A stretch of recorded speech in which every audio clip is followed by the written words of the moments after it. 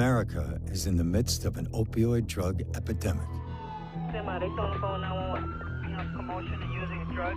All right, 10-4. Driven by escalating opioid addiction, drug overdoses are now the leading cause of death among Americans under 50. People are literally dying in the street. They're dying in their parents' homes. According to the Centers for Disease Control, the opioid epidemic is fueled by prescription pain medications. Great job. Way to communicate, good eye contact. Michael Israel dreamed of becoming an architect.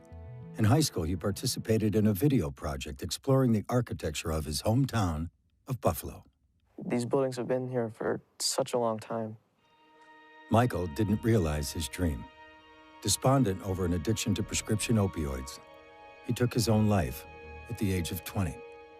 When Michael said, "I'm addicted," it was a big surprise. The next question that came out of my mouth was, "To what, Mike?" And he said, "He's pain pills." The medical community has been overprescribing opioids. That's really the reason we're in the midst of a severe epidemic of opioid addiction. The doctor did prescribe the hydrocodone for your knee pain. It's very important that you only take it as needed. I think some physicians don't appreciate how potent these drugs are and don't necessarily appreciate how many problems they can create. How did the painkillers work out for you originally? Started okay. Then I couldn't get enough. West Virginia has been ravaged by a flood of opioids. The epidemic we have in Ohio is fueled primarily by the pain med problem. The opioid epidemic has spiraled as many addicted to prescription pain pills turn to cheaper and more available street drugs like heroin and fentanyl. So Cameron was my son. He was wrestling and he broke his collarbone. So he was prescribed Percocet. I never in a million years thought my boy would be a heroin addict. There's a lot of blame to go around. Patient demand, pharmaceutical companies, doctors there easy with a prescription pad. Health insurance came in that would pay for all this stuff. I can't imagine anything else that would happen in our community that would be associated with that many deaths. I don't know where the outrage is.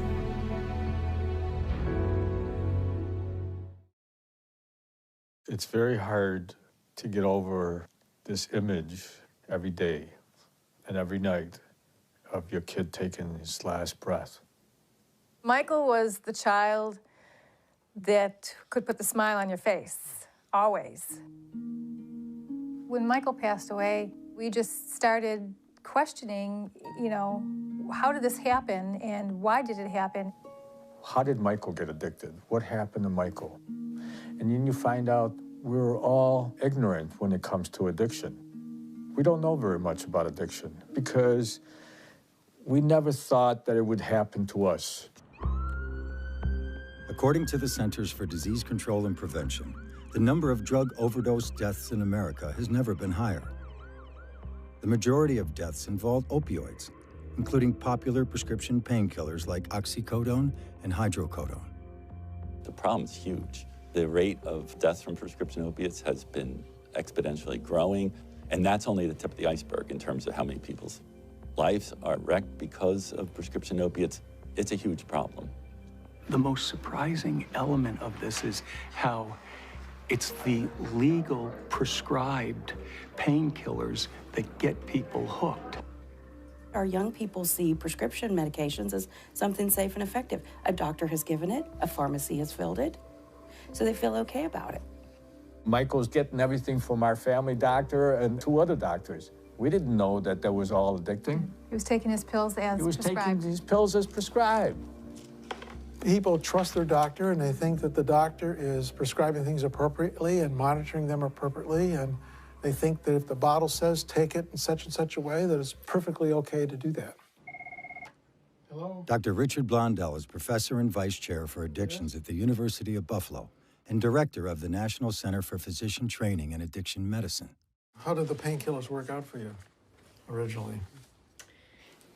Started okay. Then I couldn't get enough. What happens? I wanted more and more and more. You keep taking more because you think more is going to be better. And the more you take? The worse you get. The worse you get. And the more you want. The more you want. I think the majority of the time it's this, that doctors are trying to do a good job and fall into a trap and end up contributing to the problem. And was that bothering you when you first got on painkillers? We've overexposed the U.S. population to prescription opioids. Dr. Andrew Kolodny is director of opioid policy research at Brandeis University and founder of Physicians for Responsible Opioid Prescribing. I think that the biggest problem has been well-meaning doctors who are intending to help patients with pain, but who are underestimating how addictive these drugs are and overestimating how helpful they can be when prescribed long-term. That's enough for 15 days. Yep. The opioid epidemic is the unintended consequence of the increased use and acceptance of prescription opioids. It is made worse because many who become addicted to prescription pain pills eventually turn to cheaper and more available street drugs like heroin and fentanyl. Before they're using heroin, they're opioid addicted, and that addiction develops through prescription opioids. The reason that we're experiencing record high levels of overdose deaths, the reason we're seeing heroin and fentanyl flood into non-urban areas, the reason we're seeing soaring rates of infants born opioid dependent or outbreaks of injection-related infectious diseases, the driver behind all of these problems is the increased prevalence of opioid addiction in the United States. Used properly, prescription opioids ease short-term pain from surgery or a broken bone. They also manage severe pain for cancer and end-of-life patients.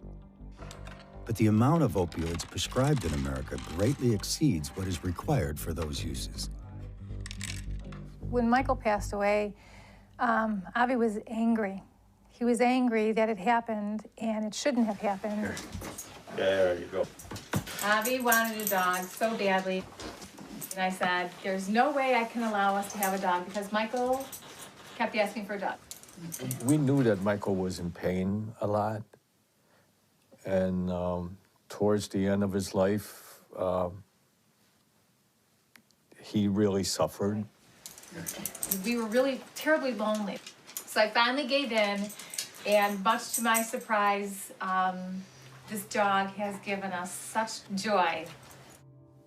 Death changes you. It completely does. And you want to know, why did Michael have to die? At the age of 12, Michael was diagnosed with Crohn's disease, a painful gastrointestinal condition. As he got older, doctors prescribed powerful opioid medications to treat his pain. After Michael's death, his parents obtained pharmacy records that showed Michael was prescribed 185 pain pills over a 1-month period. I just couldn't believe that the doctors did this to him. It's indefensible that they did this to an 18-year-old, young man. Changed him chemically forever. This thing takes a beautiful person and turns him into a monster. That's my beautiful little baby. Yeah, who are you? You know, what happened to you? Yeah. You know, what's going on? And you don't understand what's going on. The reason that the United States is in the midst of a severe epidemic of opioid addiction is because the medical community began to prescribe opioids very aggressively. And as the prescriptions went up, rates of addiction and overdose deaths went up right along with the increase in the prescribing. More than 240 million prescriptions are written each year for opioid pain medications, enough for every adult American to have their own bottle. OxyContin, Opana, and Vicodin are among the most frequently prescribed and most commonly abused prescription opioids. These powerful drugs can literally hijack the brain. The effects produced in the brain by oxycodone and hydrocodone are indistinguishable from the effects produced by heroin. When we talk about opioid pain medicines, we're essentially talking about heroin pills. It is a very powerful drug. It's a different addiction. The course for opiate addiction is you fall off a cliff. So there's no gentle slope downward with consequences and an opportunity to evaluate what's going on, it is right off the cliff. With repeated exposure to a highly addictive drug, just about anybody can become addicted. We're acutely aware of the fact that it's broad and it's not just one subset of the population that's doing it. It's kind of a problem that's affecting all age groups, all races, both sexes. That allows it to become bigger because it affects so many people. Unlike previous drug crises in the United States, the opioid epidemic impacts rural, city, and suburban communities and touches every socioeconomic group. Opioid addiction is a 50-state epidemic. Wyoming County is a rural county. Population approximately 23,000. Very tight-knit, hard-working type communities here. The mountains are beautiful here. I mean, the people are genuine and good people. Oceana is a close-knit community. They're still good here, but through the years it's progressively gotten worse, and it is getting worse. West Virginia has been hard hit by opioid addiction. It has one of the highest opioid prescription rates in the country and has one of the highest rates of opioid overdoses and deaths. The majority of our kids are affected by drugs in their immediate family. Good morning. In our career education class, we've talked about what do you want to be when you grow up? We know that we have to meet their basic needs before they'll ever reach out to, English or math. We're going to talk to each other, kind of be a sounding board. What does this career really, consist of? Primarily, we focus on keeping and making our kids feel safe. Got it? And learning does take second to that. If they don't feel safe, how can we expect them to learn? First of all, let me thank you so much for allowing me to come back to beautiful Oceana. Senator Joe Manchin visited Oceana Middle School in 2011 as a newly elected senator. He came to talk about education and jobs, but the middle school students had other things on their mind. So when I came down 5 years ago, that's what we were talking about the jobs opportunities. And then there were some students that wanted to talk to me. They wanted to share the life that they were challenged with, living in an area that become truly overrun by drugs. Chelsea was a 7th grader when she met with Senator Manchin in 2011. He came to our small community, and the conversation led to the problem with drugs in our community. Oceana is a wonderful town, wonderful people, great place to live, but then there's the drug problem. My mom and dad were divorced when I was in the 6th grade, and it was because of drugs. My dad was in a coal mining accident, and he soon after became addicted to painkillers. And he started putting those medicines before us. Chelsea was in the audience when Senator Manchin returned to Oceana Middle School in 2016. The senator was hoping to hear more encouraging stories from a new group of middle school students. He didn't. I think that what is wrong with our community, like the drugs in it, I haven't really seen a change because I don't know how it was like before, but my parents and my grandma and my aunt used to talk how it would be safe at night and you could do whatever you want. You could walk the streets and you wouldn't have to lock your doors and have a doubt about anyone, and now everything is dangerous and you don't want to go outside alone even in the daytime. It's still that way here. You're still seeing that? Yes. My stepdad did them. He beat me and my mom, put a gun to my head's mom and me. What do he want you all to do? He wants you to take drugs too, or he wants your mom to take drugs, or he was just out of control? He wanted my mom to take drugs. She wouldn't do it. Is he gone now? Is he out of your life? He shot himself because of it after he killed my mom by shooting her up 3 times with Oxycontin. He didn't want a divorce. She did. How old was your mom? 20. I was 5. But to have a child tell you that my mother was shot with a needle with oxycodone, and the first shot killed her, but the guy shot her 2 more times to make sure she was dead. For a little 12-year-old girl to tell you that, now think about it. You've seen the horrific effects it's had on your families. You've seen death in your family at a very young age. No child should go through what you went through. You know, this is life. This is how it is. Many kids don't know anything differently. They don't know that another world exists. You know, to them, this is normal. I took away from that conversation just as another day. I live that day in, day out from a lot of the cases that we have here. Very sad stories, and I've heard just horrendous stories over the years from this part of the state. You heard their stories. They were worse than ours were for 5 years ago. My story, it's sad, but their stories were devastating. Like, it was very upsetting to hear those. It's unbelievable that it's just getting worse. Every day we battle this, the effects of the drugs. We battle the addictions right here in school. They're precious kids, and they all have special qualities. We need to save their lives. We need to. I would just tell them that they had their future, and I don't want to ever have to go through that with myself or my family that I will have in years to come. We don't want this for our children, so maybe, you know, maybe we're not doomed. Children should not have to live like these children have had to live. They didn't ask for it. Teacher Deborah Davis fights the opioid epidemic at school and in the community. We are a faith-based organization. We're a nonprofit, and we were established in 2005 because families had nowhere to go. So how was your group of students? They did really good. So we started helping mothers and wives and children, and it wasn't long till we learned it was the community's problem. Okay, we just got this back from the printers. I focus on what happens if I don't do anything. Take off. For the longest time, no one would talk about anything. It was hidden. Therefore, it continued to get worse. So now, everybody's talking about it.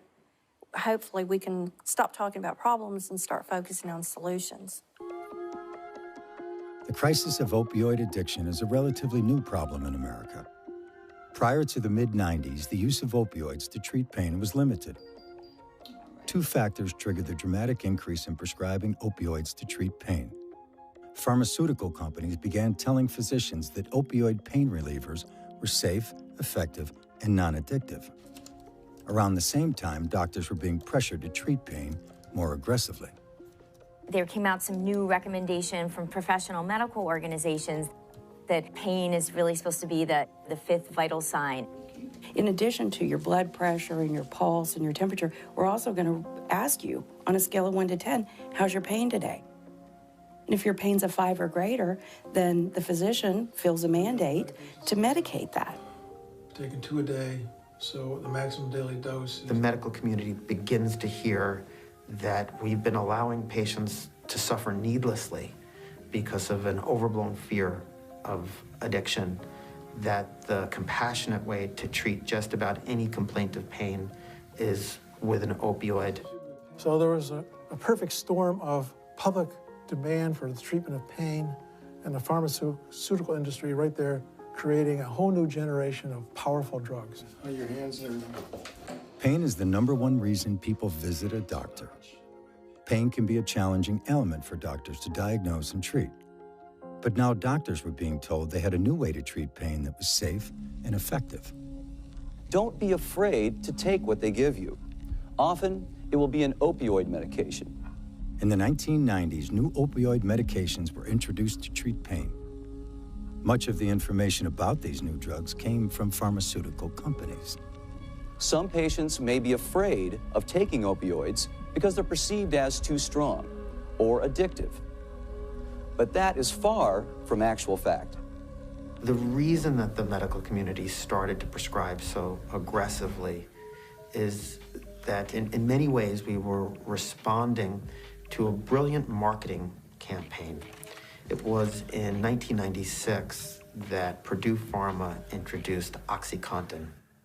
It launched a campaign to encourage the medical community to prescribe opioids for common chronic conditions. The marketing effort included paid trips for doctors to workshops on pain treatment and visits from drug reps who often oversold the benefits and understated the risks of prescribing opioids to treat pain. While OxyContin was the most successful of the new prescription drugs, other companies were producing painkillers and engaging in similar marketing activities. The aggressive marketing increased the use of prescription painkillers to treat common types of pain, from toothaches and migraines to sports injuries and back pain. We start to hear that we shouldn't worry about patients getting dependent on the drug, that you can taper people off easily, and that this is the safe and effective way to help people with chronic pain. And what they were teaching was certainly wrong. I would describe that as one of the factors that contributed to the current crisis, and that never should have happened. It's unfortunate that it did.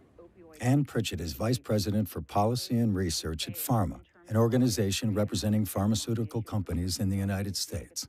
She previously served in the White House Drug Policy Office. It's very challenging to look back at the history, and I don't think that anyone involved could have anticipated that we would be facing the crisis we face today. Do I think that if there's inappropriate prescribing and over-promotion and that's for profit, that needs to be addressed? Yes. Do I think that there was inappropriate behavior that contributed to the problem we're in? Yes. But do I think that that's the sole reason why we face the opioid crisis we do today? I don't. The way that you can do well financially, the way that you can have a blockbuster drug, is if you can get the medical community to prescribe your medicine for common conditions, long-term conditions. And if it's a drug that's very difficult to discontinue using, well, then you've got a pretty good recipe for a blockbuster. As problems with opioid medications emerged, pharmaceutical companies faced increased scrutiny. In 2007, Purdue Pharma paid $634 million to settle charges that it misled the public about the risk of addiction. The epidemic we have in Ohio. In 2017, several states filed suit against a handful of pharmaceutical companies accusing them of conducting marketing campaigns that misled doctors and patients. Despite the concerns, opioids remain one of the most prescribed drugs in the United States. My issue is, why is there all this surplus product? I don't know why pharmaceutical companies are not held accountable to that. If there's only this much pain demand, but this much product, then obviously you know your product's being used for other purposes. Since 1999, sales of prescription painkillers in the United States have quadrupled. During that same period, the Centers for Disease Control says there was no change in the amount of pain reported by Americans. There are enough opioid pain pills prescribed in 1 year to medicate every adult American for a month. So clearly, we have a disconnect here. We have a situation where there's over-prescribing because it doesn't seem reasonable to think that for every American, there should be a 30-day supply of a prescription opioid. But how do we address that and still ensure that those with legitimate need are receiving access? I understand and empathize with the incredible pain and suffering that these families are facing. To blame the pharmaceutical industry as having the sole responsibility, I think, is misguided and wrong. I don't think that any one factor has led us to the current opioid crisis. It didn't happen overnight. It's not going to be solved overnight. And the more you open up this Pandora's box, you find a broken system in this country where there's parts scattered everywhere. And there's people who need help, and they're broken, and they can't get the help because our healthcare system is based on making money. Blood pressure's good. It's always an issue about who pays for anything. We live in a capitalistic society, and our healthcare system is funded through payments, usually fee-for-service. So there's always a discussion about who pays for what and when. The Department of Health and Human Services estimates the economic impact of the opioid epidemic at $75 billion a year. Much of that cost is borne by insurance providers, including government insurance programs such as Medicaid, Medicare, and veterans programs, and by private health insurers.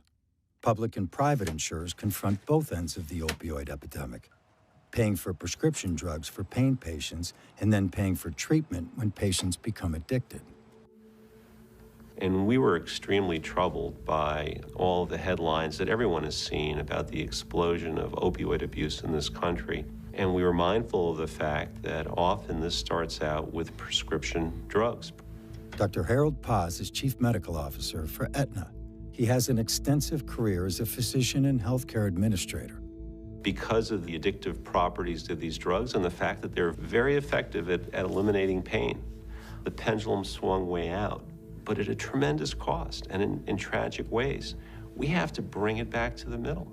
When a physician writes a prescription for a narcotic, we depend on the physician to make the appropriate decisions around, does the patient need a narcotic?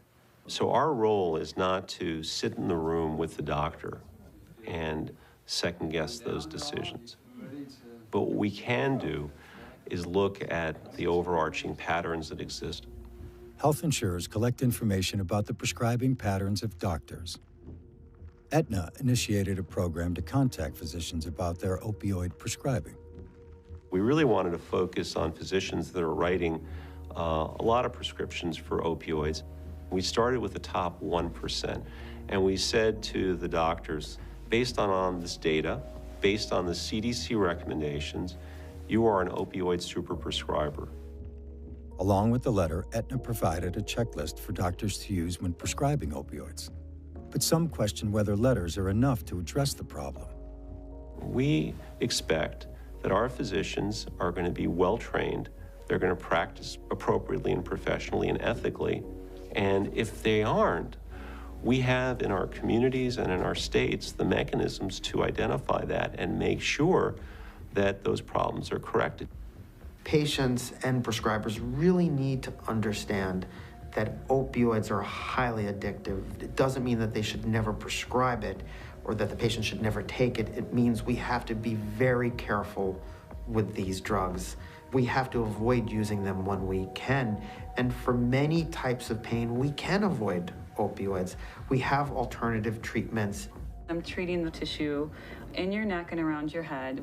Helps relax this area, help with pain too, okay? Okay. In 2016, the Centers for Disease Control created the first national guidelines for prescribing opioids for chronic pain.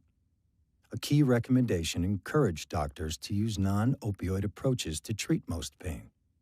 But changing doctor and patient reliance on prescription painkillers is challenging. I have a solution that will make this whole problem go away. Dr. Daniel Alford is professor of medicine at the Boston University School of Medicine, where he directs an opioid prescribing education program. The solution is if the insurance industry would pay for comprehensive pain management services. Under one roof, you can get massage therapy, cognitive behavioral therapy, acupuncture, medication management, you name it. I want patients to start demanding multimodal comprehensive treatment. I want them to say to their doc, I need something better. And they should be calling up their insurers and saying, why don't I have access to all these other treatment modalities? Of course, we need to continue to find more effective ways to treat pain. And we certainly support every physician that wants to provide an alternative to narcotics. Our problem is with other therapies, alternative therapies, that are not clinically proven. Until they are, we're not going to cover it because we don't have a basis upon which to say it makes sense to cover it. What we have to look for are clinical studies that prove efficacy. Some alternative treatments are covered by insurance, but coverage varies from company to company and state to state. Insurers face pressure to pay for pain medications, but are also challenged to control overprescribing. The truth is, most insurance companies will pay for physical therapy and some of these alternative treatments, but the easiest thing for a primary care doctor to do is write a prescription. If I've got 10 minutes to spend with you and you're complaining of pain, writing the prescription can be the ticket to getting you out of the office quickly so I can see my next patient. Squeeze the shoulder blades together and reach the elbows back. It's a whole lot easier for me to prescribe a medication than it is for me to get a patient into physical therapy, into acupuncture, into cognitive behavioral therapy, and all the other treatments that have been shown to be effective in treating chronic pain. We still have a long way to go. Does that feel okay? Mm-hmm. Good. Good job. Awesome. It is a daunting task to get doctors and patients to turn away from prescription drugs as the first step for treating pain. What's important is that 100 million Americans are suffering from chronic pain. So we really need to screen patients better for addiction, decrease the amount of opiates that we're prescribing, and find non-pharmacologic approaches to take care of our patients with chronic pain. It's very, very challenging. At the University of New Mexico Pain Center, an interdisciplinary team works to manage pain, improve quality of life, and reduce use of prescription opioids. When you integrate care, right? When you provide as many things as you can under one roof, the outcomes are better. This interdisciplinary approach really offers that patient a co-located home where they can go and receive services all at once.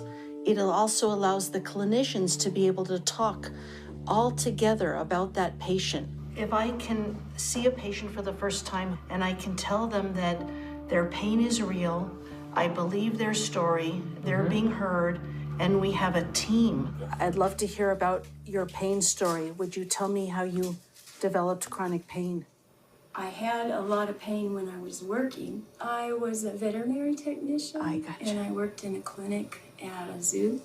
I've had pain for a really, really long time. I'm almost 70 now, and I've been retired for about a year.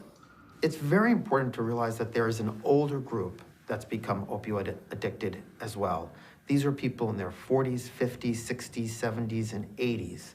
The older group is developing their opioid addiction almost entirely through medical use, usually opioids prescribed for a chronic pain problem. I wanted to continue taking the opioids because they were the only thing that helped. The goal of the interdisciplinary team is to reduce reliance on opioid medications. Dr. Dole has been really helpful in that respect because he changes the medication. He changes it from one type of opioid to a different type? Yes. And in doing that, I'm able to take less than I was overall. It's that communication that's ultimately going to lead to better patient outcomes. And I think that's what we're doing, which is so heartening. The interdisciplinary approach to pain management is fairly new and is more expensive than traditional pain management. It takes money. We don't get reimbursed for some of our services, but I really do think that we have shown that we have a really good return on investment, and the patients are happier because they feel like they're being seen by a whole team, and they don't really need just that one opiate. I'll make that appointment for you. Okay. How does that sound? That sounds wonderful. I think you're doing great, Susan. Every time I or one of my colleagues writes a story on the opioid epidemic, we get responses from families, fathers, mothers who have buried children a week earlier, and they want to sit down and talk with us. And sadly, it's the same story. It's the same tragic set of circumstances, except for the names and faces. There's just no end to these stories. In my job, you deal with a lot of people who suffer losses. And there are people who lose a loved one and they cannot move on. There are people who lose a loved one and turn around and say, what can I do? That's what Jennifer was doing. So Cameron was my son. He passed away 5 years ago of a heroin overdose. I never in a million years thought that, my boy would be a heroin addict. So like I said before, and I'll say it again, I love life. I love all of its fights. I tested. Cameron was a student and athlete at one of the top high schools in Albuquerque, New Mexico. He was wrestling and he broke his collarbone and he had to have surgery. So he was prescribed Percocet. He was injured about 3 months later again in a football injury and broke his other collarbone. And he didn't require surgery the second time, but they gave him more painkillers the second time. You're given 30 pills by a doctor and you think that they need to take all 30 of them because otherwise why would they give you so many? It didn't even cross my mind that it was something that was dangerous or addictive or anything like that. It's fairly typical kids would get injured, whether they were in wrestling, football, gymnastics, Suddenly they're on a road, and it's a fast track, and it doesn't take very long. Cameron's road to heroin addiction was paved with prescription painkillers. Eventually, he turned to cheaper and more readily available street drugs. Nearly half of people who use heroin were first addicted to prescription painkillers. That wasn't his, goal in life, to get addicted to opiates and then move on to heroin. I didn't even know that opioids and heroin were related. It's not that there are young people out there who are deciding one day that heroin sounds like a fun drug to try. Before they're using heroin, they're opioid addicted, and that addiction develops through prescription opioids. The pills are very expensive on the black market. They switch because it's much less expensive. We've seen overdose deaths in that group rise very rapidly because the heroin supply has become more dangerous. It has fentanyl in it now. The migration from prescription pain pills to heroin has changed the demographics of drug addiction in America. While heroin use has increased in most socioeconomic groups, some of the greatest increases are in demographic groups with historically low rates of heroin use. Every person I've ever talked to who ends up a heroin addict, they talk about how when they were doing pills, they would never do heroin. They would never put a needle in their arm. Crossing those thresholds into the next phase, it's literally 5 minutes, because you go from, I've never hit a needle in my arm till a needle was in my arm, and now we're off and running. I was completely shocked. I quickly found out that, drugs don't discriminate. They're everywhere. For an addict like Cameron, what happens is that drug replaces everything. It replaces your love for your parents. It replaces your love for your friends, your other family members. You steal, lie, cheat, do whatever you can to get the money to get your next fix. That sounds like a cliche, but it's a cliche because it's true. That's what happens. Since my son passed away, my life has completely changed. I felt like nothing was the same anymore, and nothing meant as much anymore. And so it was very difficult, and it's still very difficult. Even though it's been 5 years, it still feels like it was yesterday. As with many parents who lose a child to opioid addiction, Jennifer has devoted her life to helping others. She started Serenity Mesa, a youth addiction recovery program. We do long-term treatment for young men aged 14 to 21, and we provide not only drug treatment and counseling, but life skills, high school education, and job placement, job readiness programs, things like that. And we're able to really dig deep into some of the trauma and some of the underlying issues that may have caused their substance abuse in the first place. Helping others deal with addiction has helped Jennifer face her own loss. It helps to help other people and to see, all the young men at Serenity Mesa and the progress that they make and how well they do. They're battling to save their life right now. They don't realize it because they're so young, and that was the issue, I think, with Cameron, is he was just so young. He didn't know he was dealing with a life or death situation. He just thought he could quit whenever he wanted to and everything would go back to normal. They say that you learn to live with grief. You don't get over it. It doesn't go away, but you learn to live with it. But, I still think about him all the time. It's been said to me that these people aren't bad people trying to be good. They're sick people trying to get better. With the opiate population, it's different in the fact that a lot of times they don't see this train coming down the tracks. It's an injury, it's a surgery, and oftentimes that's where it starts. Hey, Bill. How are you? Good. Nice to see you again. Yeah, so it's been, 2 weeks now? I was 15 years old and I had a tumor in my spine. Spent a week in the hospital. They sent me home with a bunch of medication. I ended up being addicted to opiates. I gave up. I didn't care what happened to me. It's a pretty horrible feeling when you don't really care if you live or die. Okay, so what's up for this week? What do you have planned? My son loves dinosaurs, so I think this weekend we're gonna go to a fossil museum. Should be fun. I'm excited. It's amazing what you think is normal turns out to be this terrible ordeal that I dealt with for the past 15, 16 years. it takes over your life. It's sickening to even think of the things that I've done and the people that I've hurt, and just not to even care at the time what was going on. I think deep down, every addict has a desire to not be living that life anymore. I think that desire has to be strong enough to want to change, to outweigh the draw, the pull from that part of the brain that's been sort of hijacked by the addiction. Opioids are one of the toughest addictions to break. Opioids produce an addictive euphoria that alters the chemistry of the brain.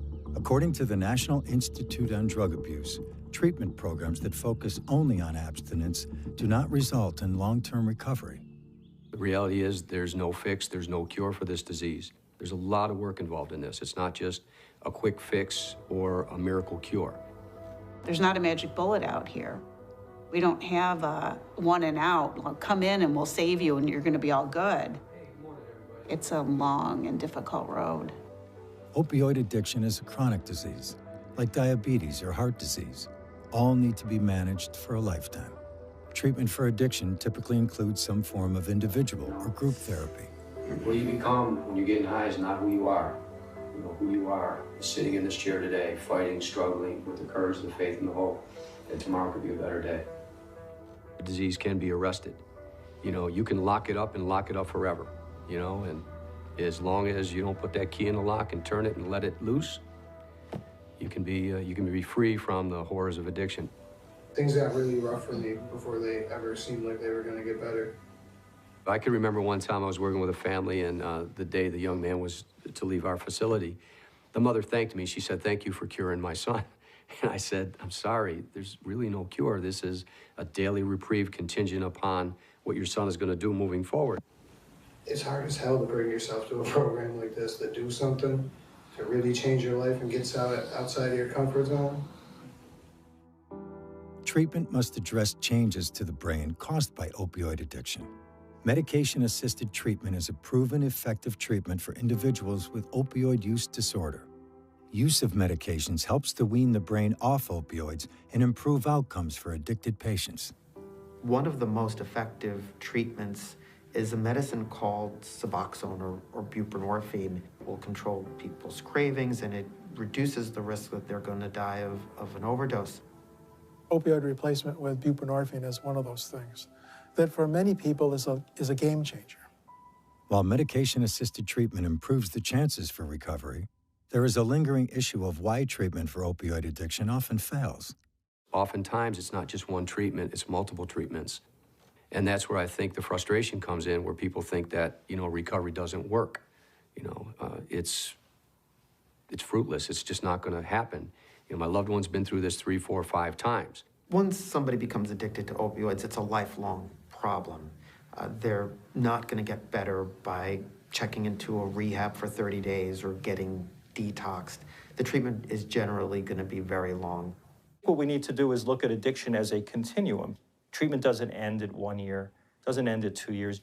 I think what we're faced constantly is families, friends, employers that think that a stint in a rehab for a month means potential success.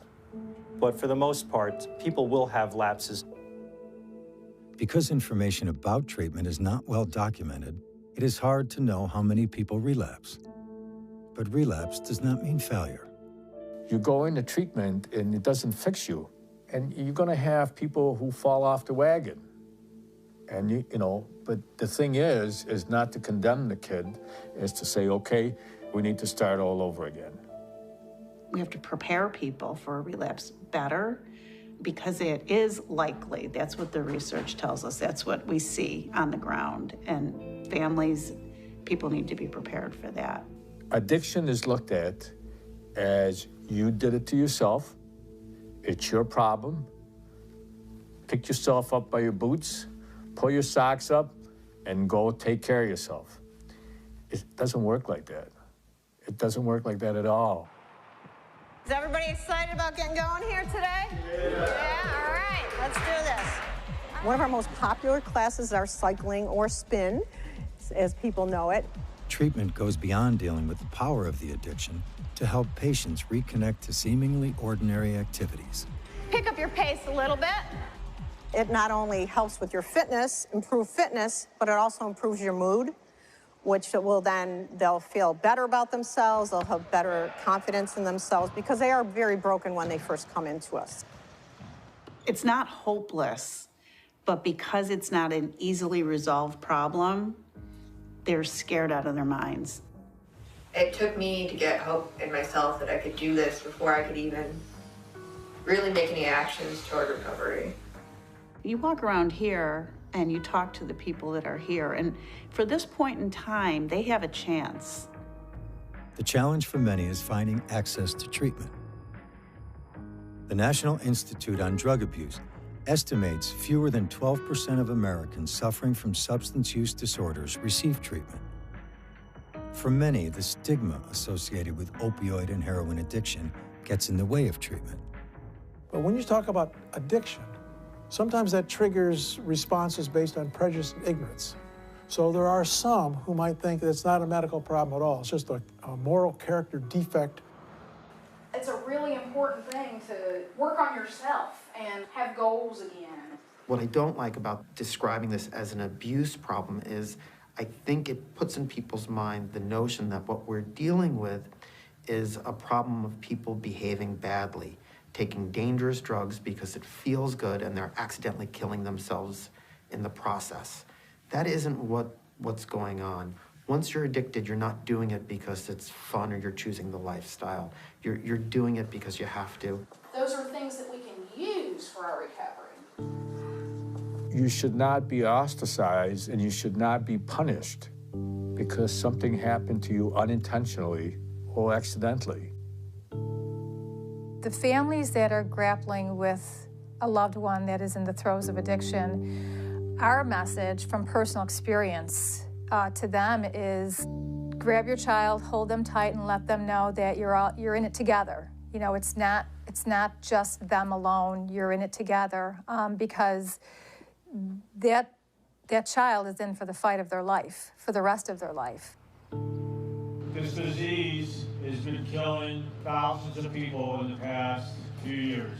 When Avi and Julie Israel lost their son to opioid addiction, they wanted to help other families. This is all about awareness to a very horrible addiction. Avi and Julie started Save the Michaels of the World in hopes of preventing other family tragedies. This disease is killing people across the country. You know, there's no boundaries to it. There's no class levels. There's no education levels or any of that stuff. There's people dying all over.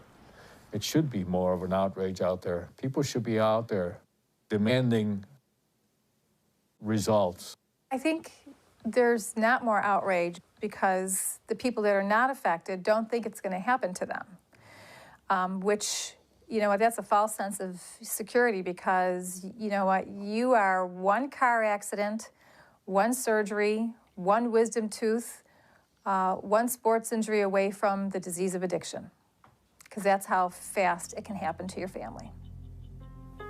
There is a growing outrage. Not enough. Maybe we might have been in a better place right now if there had been more outrage early on. And so now we're reaping the consequences of what we have sown, and now we're trying to undo some of that stuff. And it's a lot easier to do it than it is to undo it. There are small signs of progress in combating the opioid epidemic. The Centers for Disease Control reports opioid prescribing peaked in 2010 and decreased each year through 2015. Experts say the drop is a sign the culture of overprescribing is changing. But fewer prescriptions have not resulted in a drop in opioid addiction and death. There are no easy solutions to the opioid epidemic. While treatment is essential, any long-term approach must focus on prevention. If we had the right education and people were motivated the right way, they wouldn't get this disease in the first place. So there's a great amount of hope if we shift our thinking about our approach to this disease and shift more towards prevention and early identification. The way you respond to disease epidemics or outbreaks is really by accomplishing two things.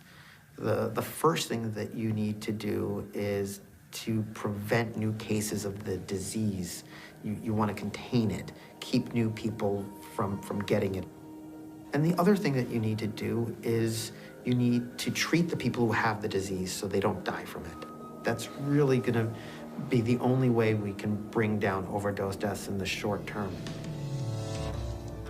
I would start with a massive educational campaign, the same kind of educational campaign and awareness that they did for any other new kind of emerging disease.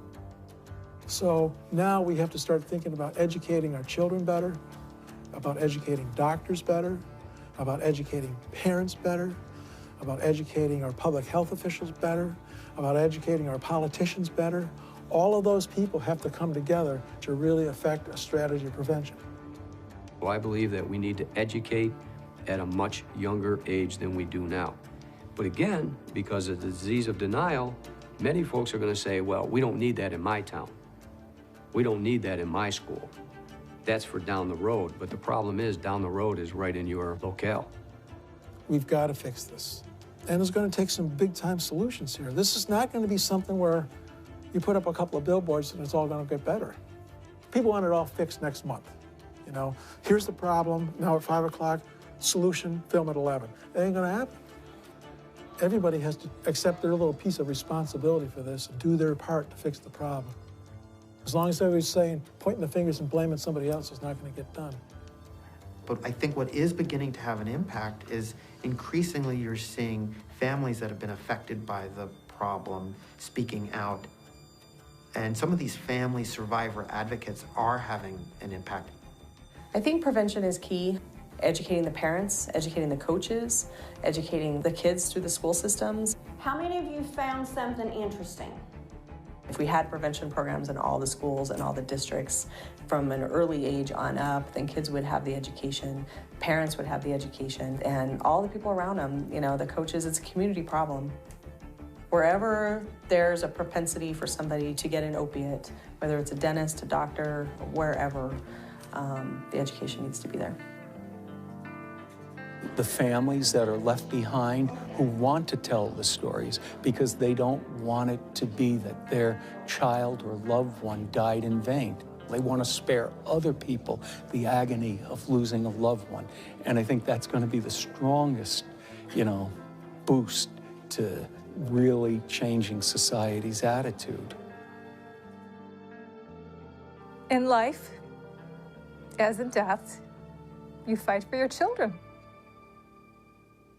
It's Michael's spirit that drives us. You don't want the world to forget that there was a kid by the name of Michael Israel that lived here. He was a good kid. He was a terrific kid. And we miss him. He has also put us on a path and a journey where we're gonna take it to the end. There's no turning back now.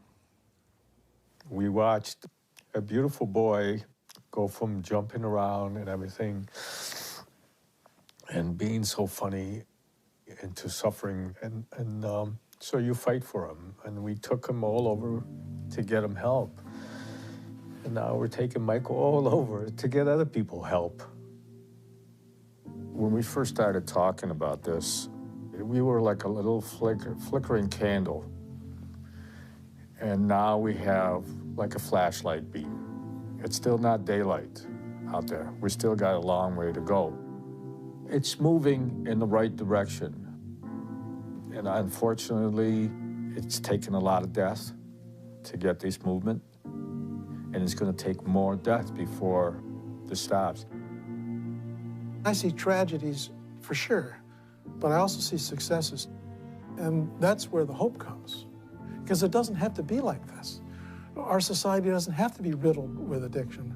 We don't have to pick up the paper and read about all these kids that overdose every day. We don't have to do that. We can do better. We know how to do this. It's just getting the will to do it. That's the hard part.